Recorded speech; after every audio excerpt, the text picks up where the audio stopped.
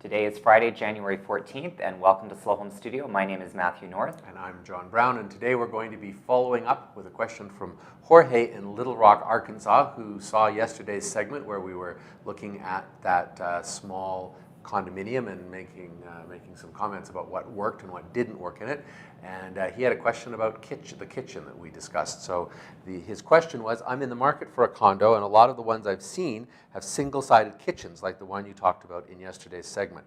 I'm not sure what's wrong with them. Can you please explain further? I'd love to help you with that question because I love explaining what's wrong with these.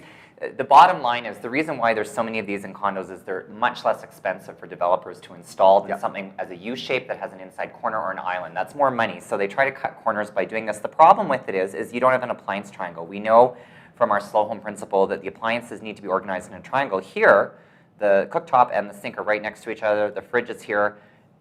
There is no triangle. There's no work area.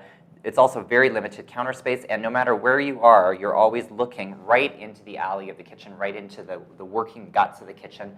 You know, not all of us are perfectly neat that we can style it all the time that way to make everything off the counter, and it is always nice to have a little bit of separation from the rest of the house into the working part of the kitchen. That's right, and it's also used a lot of the time when you've got a very narrow space and they want to give the impression when you first walk into it looking to buy it, to think, wow, this is a really big open space. By not having that island in the center of it, it makes the whole space look bigger. But of course, it's very difficult to cook in. Yeah, and in this example, it gives you the false illusion that you actually have room for a table or an island here, and you actually don't, because if you were to put a standard dining table, you actually can't get around it if someone's sitting on that side of it. So it's a very sort of false understanding of the square footage in the plan. So let's have a look at this. This is an example. It's a little bit bigger unit.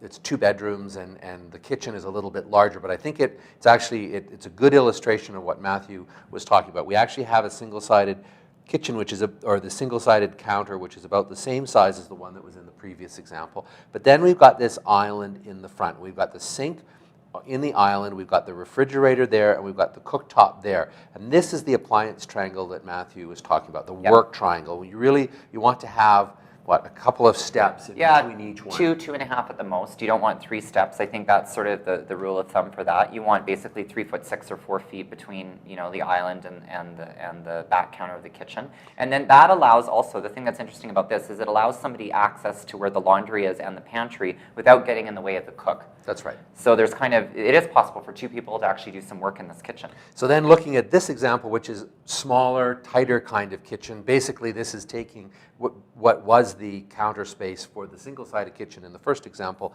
and splitting it into 2. We have the same kind of thing. We've got our appliance triangle there. Here it is difficult because there's not a lot of counter space, but it is getting to be a kitchen that is about the same size. Yeah, and for the room, for the amount of square footage they have, that makes sense. That looks the right proportion, and they've done a pretty good job by placing the appliances where they have placed them. It makes sense in that way. So Jorge, I hope that helps you in your quest to find a condominium, and try not to find one with a single-sided kitchen. You're going to find it difficult to live in. We'll see you on Monday. See you Monday.